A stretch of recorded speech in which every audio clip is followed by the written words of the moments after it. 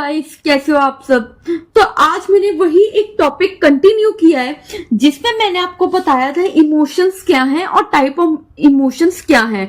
तो ये हमने अपने प्रीवियस वीडियो में करा था। तो आज हम यहाँ से शुरू करेंगे सोर्सेज ऑफ इमोशंस क्या है, कि हमारे जो इमोशंस है कहाँ से जनरेट होते हैं या उसका क्या इम्पैक्ट होता है। ठीक है, तो अब हम यहाँ से शुरू करते हैं। टिल देन अगर आपको प्रीवियस वीडियो में कोई डाउट है तो आप मुझसे पूछ सकते हैं ताकि मैं आपके डाउट क्लियर कर सकूं। चलिए आइए शुरू करते हैं। तो सोर्सेस ऑफ इमोशंस क्या है। First is personality, the inner tendency, inclinations and traits pertaining to personality of an individual influence the emotion hugely. The degree of emotion and mood experienced by individual differ on the basis of their distinct personality. As आपको पता है different individual के different personalities होती हैं, ठीक है। तो उसके personality के according emotions होते हैं। जो भी उसने जैसे इमोशन या मूड्स को एक्सपीरियंस किया होता है तो वो डिफर करता है पर्सनालिटी के ऊपर कि क्या क्या उनकी डिफरेंट पर्सनालिटीज है। ठीक है, and important personality trait known as affect intensity also influence the moods and emotion. जो एक पर्सनालिटी का ट्रेट है जिसे बोलते हैं intensity also influence the mood and emotion, क्योंकि जो पर्सनालिटी है वो इमोशंस में एंड मूड में एक इंपॉर्टेंट रोल प्ले करती है। It can also be defined in term of strength of an individual's responsiveness towards stimuli, कि वो कैसे एक पर्टिकुलर सिचुएशन को लेके वो कैसे एक स्टिमुली मतलब रिएक्ट करते हैं टूवर्ड्स अ पर्टिकुलर सिचुएशन। तो ये है कि उनके पर्टिकुलर पर्सनालिटी क्या इम्पैक्ट डालती है एक इमोशंस के ऊपर, तो जिससे कि वो अपना जो इमोशंस है तो वो कैसे डिपेंड करता है पर्सनालिटी के ऊपर। ठीक है, तो ये था फर्स्ट पॉइंट। सेकंड पॉइंट होएगा day of the week and time of the day. अब इसका क्या मतलब है। People tend to be happier during the weekend than the weekdays, as most of them are either working or studying from Monday to Friday. Because अब इसमें क्या होता है कि जिसमें हमारा इमोशन या तो हमारा वीक के ऊपर डिपेंड करता है या टाइम के ऊपर भी। जैसे कि अब जैसे पीपल जो है एक पर्टिकुलर जो इंडिविजुअल है, कईयों को अच्छा लगता है वीकेंड पे वो खुश होते हैं कि हमारी छुट्टी है। ठीक है, कहीं होता है कि क्योंकि वो मंडे टू फ्राइडे काम कर रहे होते हैं। ठीक है, people also differentiate as morning and evening people. कईयों को मॉर्निंग में खुशी होती है, कईयों को इवनिंग अच्छे लगते हैं। ठीक है, इवनिंग अच्छी लगती है। तो both these determinants are closely linked with the organisational behaviour. तो ये दोनों जो है क्लोजली डिटर्मिनेंट्स जो है वो क्लोजली लिंक्ड है ऑर्गेनाइजेशनल बिहेवियर से। ठीक है, the unpleasant news given on a Monday is a detrimental to an individual and might ruin the entire week. अगर उसके साथ अगर जैसे मंडे को सपोज उसके साथ एक अनप्लेजेंट सिचुएशन हुई या उसको कुछ अनप्लेजेंट न्यूज मिली तो क्या होगा, जो उनका पूरा वीक है तो वो रुइन हो जाएगा, खराब हो जाएगा। ठीक है, तो हमारा इमोशन इसके ऊपर डिपेंड करता है कि कैसे हम मतलब कि अपना वीक या डे कैसे निकालना चाहेंगे, उसके ऊपर ही हमारे इमोशन डिपेंड करते हैं।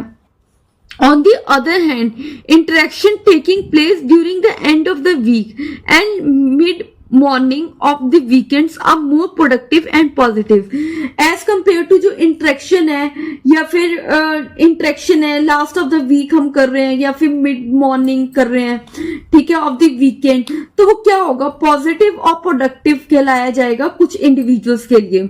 तो ये था सोर्स ऑफ इमोशन, कैसे डिफरेंट सोर्स जो होते हैं जनरेट हो सकते हैं as a day of the week and time of the day. तो थर्ड पॉइंट होता है वेदर। अब वेदर कैसे अफेक्ट करते हैं इमोशन को। दो people believe that good weather result in good mood but study have found no direct link between the two. अब जैसे अगर सपोज अगर मौसम अच्छा है तो हमारा मूड भी क्या होता है, अच्छा। बट जो स्टडी है उसने कुछ ऐसी रिसर्च नहीं करी है कि उन्होंने देखा कि इसमें अभी कुछ ऐसा लिंक नहीं है दोनों के बीच में। ठीक है, this thought of the people is explained by illusory correlation which take place when people assume or perceive relationship between two variables even when no such relationship exists in reality. अब इसका क्या होता है, illusory मतलब कि अगर जैसे जो रियलिटी में जो रिलेशनशिप है वो एग्जिस्ट नहीं करते, बट हम उनका दोनों का रिलेशन बना देते हैं कि हाँ ये दोनों एक वेरिएबल एक दूसरे के ऊपर डिपेंड करते हैं, बट ऐसा कुछ नहीं है, स्टडी के अकॉर्डिंग ऐसा भी कुछ नहीं किया। तो इन्होंने वैसे ही मतलब यहाँ पे डाला है कि जो वेदर है वो भी कहीं ना कहीं इफेक्ट करता है, बट उन्होंने यहाँ पे ये भी बता दिया कि जो स्टडी है कुछ ऐसा एज्यूम नहीं करती, जस्ट उन्होंने ये एज्यूम किया है या परसीव किया है जो उनका रिलेशनशिप है टू वेरिएबल का डिपेंड करता है, and there is no such relationship, reality में ऐसा कोई रिलेशनशिप नहीं एग्जिस्ट करता। ठीक है। फोर्थ आता है stress. Stress make a great influence on the moods and emotion in an organization. आपको पता है जैसे कि एक स्ट्रेस ऑर्गेनाइजेशन में सबसे इंपॉर्टेंट रोल प्ले करता है। अगर आपका काम ज्यादा है तो आपको ज्यादा स्ट्रेस होता है, कम है तो आप नॉर्मल होके चिल होके काम करते हैं। ठीक है। The factor causing stress like strict deadline होगी, ठीक है, बीइंग स्कोल्डेड, आपको मतलब कि डांटा गया सुपीरियर से, ठीक है, अ नेगेटिव रिव्यू ईमेल, कोई कुछ नेगेटिव आपको ईमेल आई है, लूजिंग अ सेल, आपको कुछ सेल नहीं मिली, etcetera, stimulate negative emotion in the employee. Stress कब क्रिएट होता है, जब हमारे ये ऑर्गेनाइजेशन में डिटर्मिनेंट्स अधूरे रह जाते हैं, जो हमारा गोल होता है वो मतलब कि फुलफिल नहीं हो पाता, तो क्या होता है, नेगेटिव इमोशन जनरेट हो जाता है एक ह्यूमन बीइंग में। ठीक है। तो फोर्थ है स्ट्रेस। फिफ्थ है सोशल एक्टिविटीज। अब क्या होता है, जैसे कि जो इंडिविजुअल है who are positive in mood and emotion look for more social interaction than the negative people. अब जो तो इसमें क्या होता है कि जैसे जो पीपल, जो एक पर्टिकुलर इंडिविजुअल होता है उसके मूड जो इमोशन अगर पॉजिटिव होते हैं, सोशल इंटरेक्शन से उनको बड़ी खुशी मिलती है, तो वो नेगेटिव पीपल को पसंद नहीं करते। ठीक है। उनको सोशल एक्टिविटीज करना बहुत पसंद होता है। Also the social interaction generate positive emotion and mood in turn. Going to a party जैसे हो गया, ठीक है, हाइकिंग विद फ्रेंड्स, घूमना दोस्तों के साथ, attending dinners and other formal and physical activities जो कि एक स्टिमुलेट करते हैं positive emotion than the formal या फिर interact events like official meeting. उनको ये इनफॉर्मल एक्टिविटी, सोशल एक्टिविटीज ज्यादा अच्छी लगती है as compare to formal meetings या फिर इनएक्टिव इवेंट्स से। ठीक है। एक्सरसाइज कैसे इन्फ्लुएंस करता है इमोशन को। It has been proven through studies that exercise lift up the mood and generate positive human emotion. क्या होता है, अगर आपको कोई चीज करने से, कुछ एक्सरसाइज करने से आपका पूरे दिन का मूड बहुत ज्यादा अच्छा जाता है। ठीक है। अगर आप कुछ एक दिन नहीं करोगे वो, तो आपको वो मिसिंग सा फील होगा कि मैंने कुछ नहीं किया अपने दिन में। तो क्या होता है, these results are more favourable for a depressed person. जो कि एक डिप्रेस्ड पर्सन होता है उसको एक्सरसाइज करनी चाहिए जो कि एक फेवरेबल होगी उसके लिए। ठीक है। However exercising does not result in a dramatic simulation of a positive moods and emotion. But एक एक्सरसाइज हमें डे टू डे लाइफ में करनी चाहिए, बट ऐसा कोई ड्रामेटिक सिमुलेशन नहीं है कि आपको पॉजिटिव एंड इमोशंस मिलेंगे ही मिलेंगे। कई बार आपका जैसे एक्सरसाइज करके कुछ इरिटेशन भी होती है। ठीक है। आपको नहीं अच्छा लगता, पूरे दिन में कुछ गलत दिन चले जाता है। ठीक है। आपका मूड नहीं अच्छा होता, तो जरूरी नहीं है कि जो एक्सरसाइज है वो इन्फ्लुएंस करता है, बट हाँ कहीं ना कहीं आपको एक्सरसाइज, जिनको मतलब कि जो फिटनेस फ्रीक होते हैं उनको, उनका एक पॉजिटिव ह्यूमन इमोशन होता है उसको एक्सरसाइज को लेके। सेवंथ आता है age. As the age progresses the negative emotion tend to fade and the positive emotion are sustained for a longer period in the older people. The experiences pertaining to emotions are improved and negative emotion are less frequent. अब क्या होता है, जैसे जैसे हम adolescent होते हैं, childhood adolescent, ठीक है, हम बड़ी एज में जाते हैं, तो क्या होता है हमारे नेगेटिव इमोशंस होते हैं, कुछ एंगर, जेलसी, ठीक है, तो अब इसमें क्या होता है, जैसे जैसे हम बड़े ओल्डर पीपल होते जाते हैं, लॉन्गर पीरियड के लिए हम आगे जाते हैं, तो क्या होता है, नेगेटिव जो हमारे इमोशंस हैं वो फेड होते रहते हैं, और जो पॉजिटिव इमोशंस हैं, जो बुढ़ापे में आके आपने सुना होगा कि वो इतने मतलब नेगेटिव इमोशंस नहीं होते उनके, हमेशा मतलब वो पॉजिटिव बात ही करते हैं, आपको अच्छी बातें ही बताते हैं, ठीक है। तो इससे क्या होता है, वो अपने एक्सपीरियंस जो उन्होंने एक्सपीरियंस लिया होता है, तो उनको पता होता है कि उनके साथ जो नेगेटिव हुआ है, तो वो आगे जाके जो उनकी फैमिली मेंबर्स है उनके साथ नहीं होने देते। तो इसीलिए उनका जो पॉजिटिव इमोशन ज्यादा होता है as compare to negative emotion, ठीक है। तो एज फैक्टर एक मतलब सोर्स ऑफ इमोशन है, जहां पे हमें पता चलता है कि जो इमोशंस ओल्डर पीपल में होते हैं वो लेस नेगेटिव कम होते हैं, ठीक है, पॉजिटिव वो ज्यादा होते हैं।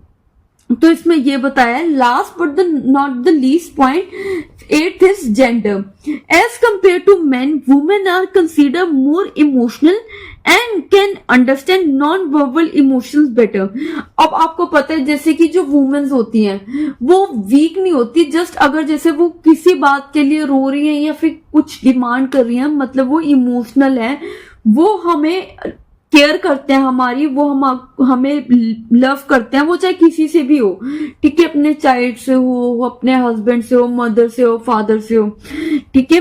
तो इसमें क्या होता है, जो वुमेन्स होती है as compare to men emotional ज्यादा होती है, और वो सोचती है कि मतलब वो हर तरीके से अंडरस्टैंड करने की कोशिश करती है, चाहे वो नॉन वर्बल इमोशंस भी हों।